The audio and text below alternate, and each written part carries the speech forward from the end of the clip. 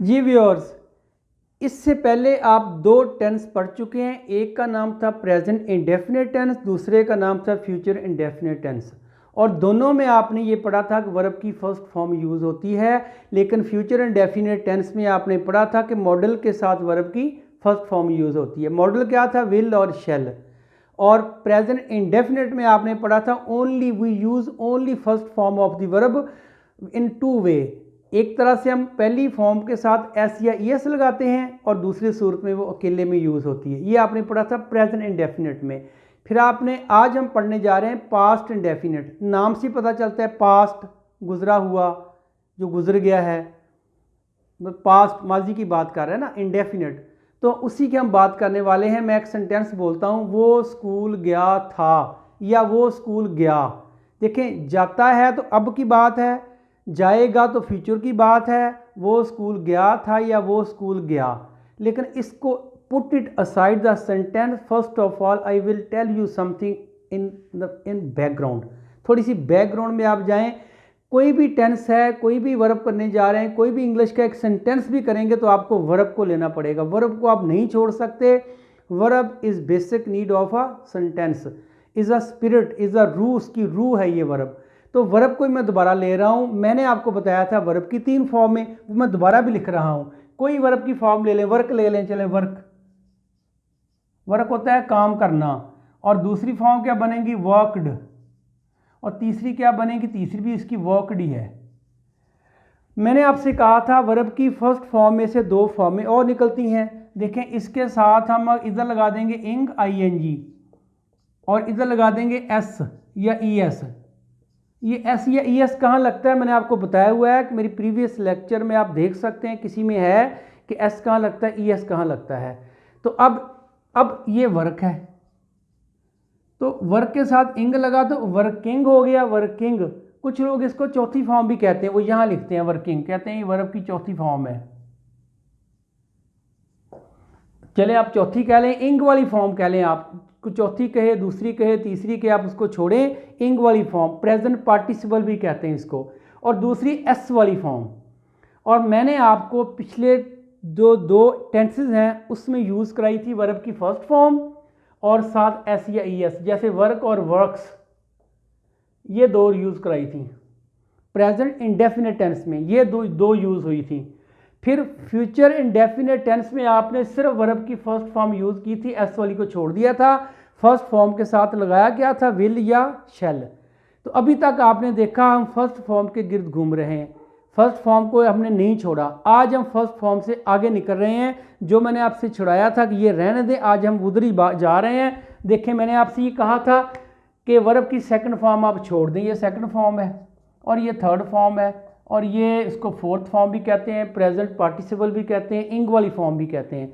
आज हम दूसरी फॉर्म को ले रहे हैं और दूसरी फॉर्म के ऊपर ही बात करेंगे। बाकी सबको ख़त्म कर दें थोड़ी देर के लिए, ये भी ख़त्म कर दें।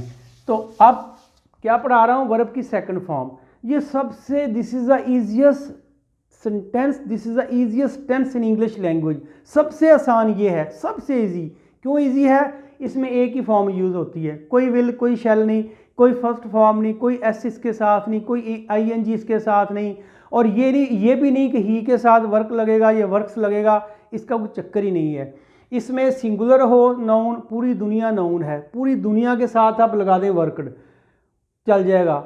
आई, we, you, they, he, she, सब के साथ आप लगा दें वर्क, चल जाएगा। जैसे मैं अभी करके दिखाता हूँ आपको। वर्क कुछ और फॉर्म ले लें आप, कैच ले लें, टेक ले लें, मेक ले लें, ओपन ले लें, ब्रेक ले लें। चले, मैं ब्रेक की दूसरी फॉर्म क्या होती है? Break, broke, broken. शाबाश, break, broke, broken, breaking, breaks. लेकिन हम ले रहे हैं सेकंड फॉर्म, ब्रोक। ये ब्रोक क्या होता है? तोड़ना। क्या होता है? तोड़ना। पहले आपने प्रेजेंट इंडेफिनिट में पढ़ा था तोड़ता है, तोड़ती है। फ्यूचर इंडेफिनिट में पढ़ा तोड़ेगा, तोड़ेगी। अब है उसने तोड़ा। चले मैं लगाता हूँ ही ब्रोक, उसने तोड़ा। क्या तोड़ा? देखिए, ही ने कुछ तोड़ा है ना, जो तोड़ा है वो क्या है? तो इसका मतलब ये जो ब्रोक है ये एक ट्रांजिटिव वर्ब है and we use object with the transitive verb. ये ट्रांजिटिव वर्ब के साथ हमें ऑब्जेक्ट लगाना पड़ेगा। उसने क्या तोड़ा? He broke my pen. चले, उसने मेरा पेन तोड़ा।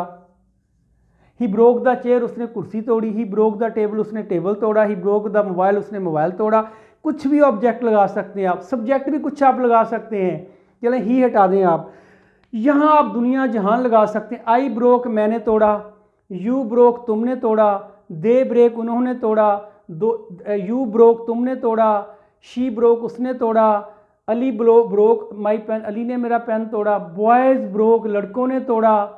कुछ भी लगा सकते हैं आप, क्योंकि एक ही टेंस है, एक ही वर्ब की सेकंड फॉर्म है और यही रहनी है, इसमें कोई चेंज नहीं करना। देखिए ये सारे नाउन प्रोनाउन मैंने पहले दिन से आपको लिख के दे दिए हैं। सिंगुलर नाउन के साथ भी ब्रोक ही के साथ, शी के साथ, इट के साथ, आई, हुई, यू, दे, सब के साथ ब्रोक ब्रोक ब्रोक, उसने मेरा पेन तोड़ा। फिर इसमें मुश्किल क्या है? इसमें मुश्किल बनाने में आती है जब इसका हम नेगेटिव बनाते हैं तो, जब इंटेरोगेटिव बनाते हैं तो, या जब इसको साइन नेगेटिव और इंटेरोगेटिव दोनों बनाते हैं तो हमें मुश्किल आती है, बच्चों को मुश्किल आती है। वो कैसे आती है, इसको एक साइड पे रखता हूँ मैं, थोड़ा सा उधर जाता हूँ मैं। देखें वर्ब की फॉर्म आपको पता है, इसको मैं थोड़ी देर छोड़ रहा हूँ। ये एक वर्ब है डू हमारे पास, और इसकी आपको पता है एस वाली फॉर्म क्या बनेगी, डज, और इंग वाली फॉर्म क्या बनेगी, डूइंग। तो मैं दोनों बना रहा हूँ ना, एक मैं डज लगा रहा हूँ और एक मैं डूइंग लगा रहा हूँ, ये दोनों फॉर्म। और ये सारी को आप एक फॉर्म कह रहे हैं। दूसरी फॉर्म इसकी है डिड और तीसरी है डन। ऐसी था ना वर्ब की फॉर्म, दो ये सेकंड है, ये थर्ड है, और मैंने कहा था ये पहली में से दो फॉर्म में निकली हैं। इसको मैंने आज छोड़ दिया हुआ है, ये तीनों को मैंने छोड़ दिया है। आज मैं सिर्फ सेकंड फॉर्म के ऊपर बात कर रहा हूँ। तो डिड ले रहे हैं हम लोग, did is the second form of the verb. और साथ साथ आपने देखा डिड जो है वो हेल्पिंग वर्ब भी है। ये देखें यहाँ लिखा मैंने, डू, डज, डिड, जिस देखो ना। और हैज़ हैव भी है। हैज़ हैव कैसे देखें, ये हैव वर्ब है, दूसरी फॉर्म होती है हैड होती है, तीसरी भी हैड ही होती है। और इंग वाली फॉर्म क्या होती है, लगा के दिखाता हूँ, हैविंग, HAVING, हैविंग। एस वाली फॉर्म है। हैव के साथ एस वाली फॉर्म क्या बनेगी, हैव्स। हैव्स नहीं बनती, हैव्स बनाने के लिए वी वो हटा देते हैं, हैज़ बनाते हैं, हैज़। तो भाई हैज़ इसकी असल वर्ब हैव है। हैव की जो हैज़ है ना वो एस वाली फॉर्म है। जैसे गो का गोज़ है, इस तरह हैव का हैज़ है। और जहाँ जहाँ गोज़ लगता है वहाँ वहाँ हैज़ लगना है, ही, शी, इट के साथ और सिंगुलर के साथ। और हैविंग, ING हमेशा वर्ब की फर्स्ट फॉर्म के साथ लगता है। जिस देखें हैविंग लगा हुआ ना, तो इस तरह हैव भी हेल्पिंग वर्ब है, डू भी हेल्पिंग वर्ब है, और देखें बी। अच्छा, बी वर्ब की फर्स्ट फॉर्म है। ये सबसे इंपॉर्टेंट है इंग्लिश लैंग्वेज में। बी की 8 फॉर्में जो है ना, बी की 8 form of be are very important. ये बहुत अहम है। देखें कौन कौन सी, be, is, are, am, was, were, been, being. देखें बीइंग इंग लगा हुआ है ना, इंग मैंने कहा था हमेशा फर्स्ट फॉर्म के साथ ही लगता है। तो इससे आप अंदाज़ा करें कि be is the first form of the verb. Is, are, am first नहीं है, इज़, आर, एम एस वाली फॉर्म में है। कौन सी, एस वाली फॉर्म में है। और वो कहाँ कहाँ लगती है, उनका यूज़ थोड़ा सा डिफरेंट है बाकियों से। लेकिन बी जो है ना, असल फॉर्म वर्ब की बी ही है, और जो फॉर्म की फॉर्म होती उसके साथ ही हम इंग लगाते हैं, इसलिए बीइंग लगाया। कभी इजिंग या आरिंग या एमिंग नहीं देखेंगे आप। फॉर्म बी की है, बी वाज और बिन और बीइंग असल में ये फॉर्म में है। जो वर है ये तो प्लूरल है वाज का। इसी तरह इज़ एक के लिए सिंगुलर के लिए है, एम आई के साथ आता है, आर प्लूरल के लिए है। तो ये सारे के सारे एस वाली फॉर्म में हैं। हम बात कर रहे हैं बी की 8 फॉर्में, आपने नहीं भूलनी, मैंने लिख भी दिए हैं और ये आपके बहुत काम आएंगी और ये आगे जाके काम आएंगी। और हैव वर्ब की फॉर्म हैव ही है और हैड ही है और हैड ही और हैविंग है। हैज़ जो है वो एस वाली फॉर्म है। अब डू वर्ब की फॉर्म डू ही है, डज एस वाली फॉर्म है, और डूइंग, डन, डिड और डू ये फॉर्म है वर्ब की। आज हम बात कर रहे हैं डू की सेकंड फॉर्म की बात कर रहे हैं। चूंकि हम पढ़ रहे हैं पास्ट इंडेफिनिट टेंस, उसमें यूज़ होना है सेकंड वर्ब की फॉर्म। तो सेकंड तो ये होती डिड। आपने प्रेजेंट इंडेफिनिट टेंस में डू यूज़ किया था ना, क्योंकि फर्स्ट फॉर्म थी, और डज भी यूज़ किया था।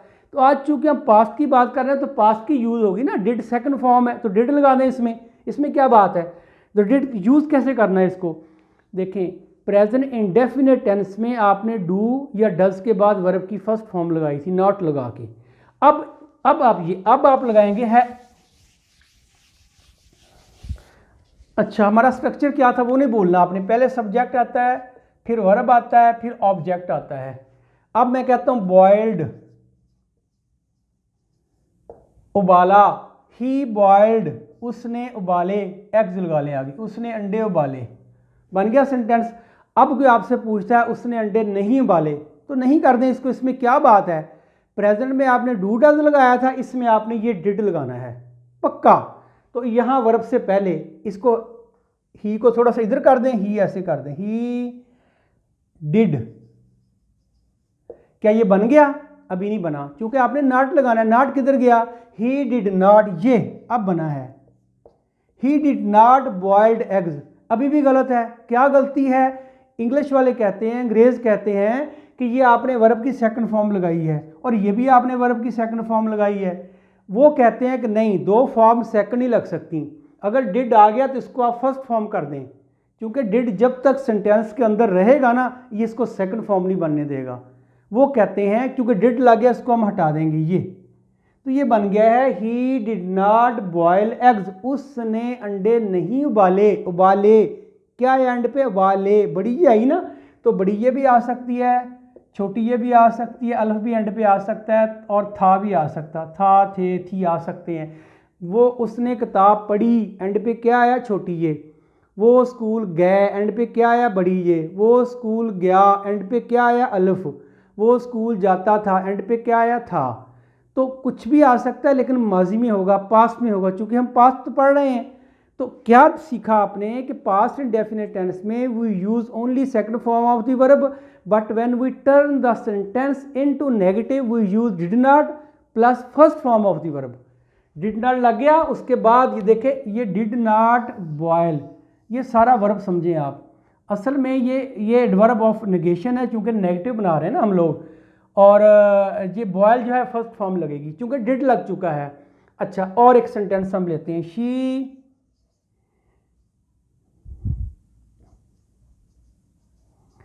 मेड टी, उसने चाय बनाई। शी ने चाय बनाई। अब उसने चाय नहीं बनाई तो डिड नॉट लगा दें, तो मैं यहां शी को थोड़ा इधर कर देता हूं, she did not made tea. ये गलत है। गलत क्यों है? कि ये डिड आ गया ना सेकंड फॉर्म, इसको सेकंड क्यों लगाएंगे फिर आप? एक सेकंड आती है, फिर वर्ब जो है फर्स्ट फॉर्म में चला जाता है, इसको काट के हम लगा देंगे मेक।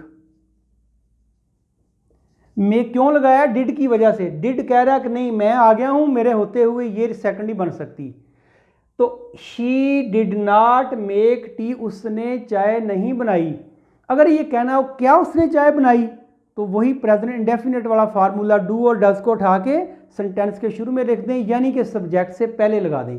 तो मैं ऐसे तो कर रहा हूं, इस डिड को उठाऊंगा, यहां से डिड को उठा के इधर कर दूंगा, ऐसे बन जाएगा ये, did she make tea. Sign of interrogation भी लगाना है आपने। देखें, डिड शी मेक टी, फिर मेक लगाया मैंने, क्योंकि डिड मौजूद है। डिड जब तक सेंटेंस के अंदर है, इसको मेड नहीं होने देगा। डिड हटा देंगे, फिर ये मेड बन जाएगा। तो डिड शी मेक टी, क्या उसने चाय बनाई लड़की ने। अब आपने बनाना है नेगेटिव भी और इंटेरोगेटिव भी, तो बीच में नॉट लगा दें। कहाँ नॉट लगना है? वर्ब से पहले, मेन वर्ब से पहले, यानी मेक से पहले। मैं नीचे लिख देता हूं, did she not make tea. अब मैंने एक सेंटेंस आपको पूरा बना के दिखाया। अब आपने क्या करना है? आप एक वर्ब पकड़ेंगे, घर जाके एक वर्ब पकड़ें, ओपन। चलें, ओपन पकड़ लिया आपने। ओपन की सेकंड फॉर्म क्या लगाएंगे? ओपनड।